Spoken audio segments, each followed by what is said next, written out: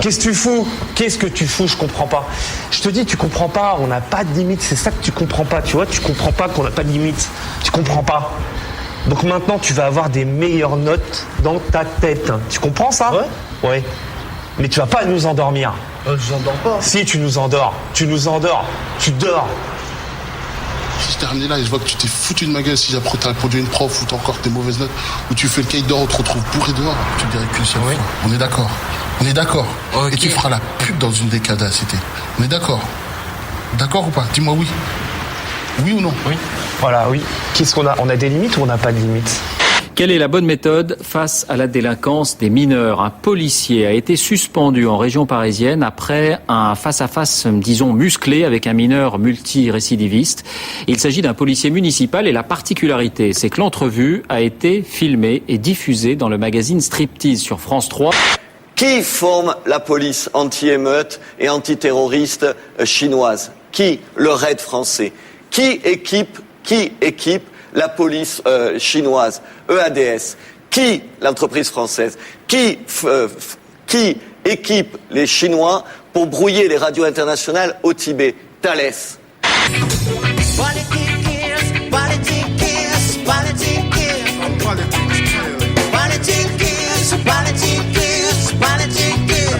Il n'y aura aucun plan de rigueur, c'est ce que répète de façon lancinante et un peu sotte François Hollande et le Parti Socialiste. Parce qu'un plan de rigueur, ça voudrait dire quoi? Ça voudrait dire des impôts supplémentaires.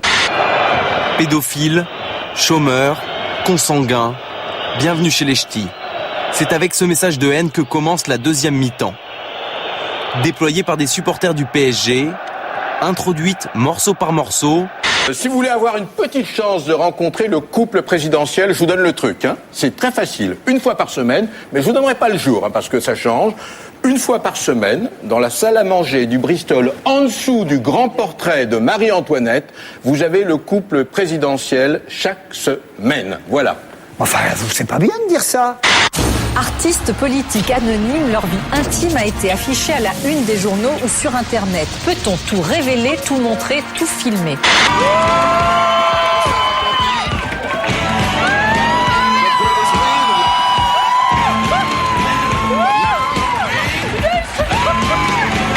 Au nom de l'information, peut-on tout dire et tout montrer? Vie privée, vie publique.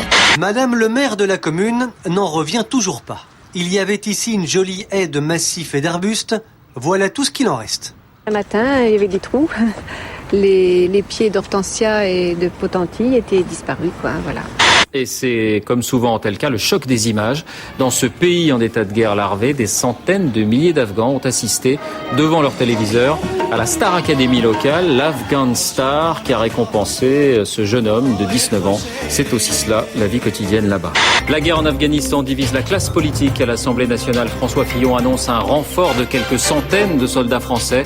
La gauche parle d'alignement sur les États-Unis et dépose une motion de censure. Souvenez-vous, pendant la campagne présidentielle, ce que disait le candidat Nicolas Sarkozy. Bon, il était certainement utile qu'on les envoie, dans la mesure où il y avait un combat contre le terrorisme, mais la présence à long terme des troupes françaises à cet endroit du monde ne me semble pas décisive. Je me dis que oui, c'est pas forcément bien d'envoyer nos soldats en Afghanistan, mais en même temps, je me dis que j'ai pas envie de revoir les talibans revenir au pouvoir. C'est pas de les envoyer, il y en a déjà, c'est d'en envoyer non, mais je plus. sais, mais sur 35 000 soldats, il y en a que 1600 Français, je crois. Ce qui est quand même peu. Oui. Donc, un pays comme la France se doit d'avoir quand même des soldats. Donc, voilà.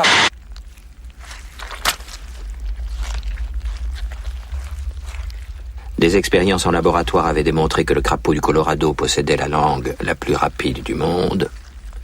Plus maintenant.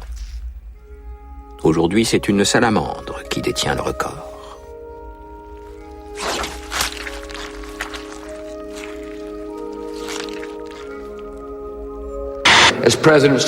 Comme le président Sarkozy l'a déclaré à Londres la semaine dernière, nous ne pouvons pas nous permettre de perdre l'Afghanistan. Peu importe le coût ou la difficulté de la victoire, nous ne pouvons pas ne pas gagner. Je suis totalement d'accord avec vous. Je vais vous dire une chose très simple, Madame Bryan. Vous allez encore nous dire qu'il n'y a que le travail qui compte, Monsieur Sarkozy.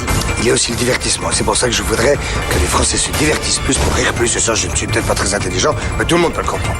Alors c'est votre nouveau programme? Sachant que 4 stylos valent 2,42 €, combien valent 14 stylos?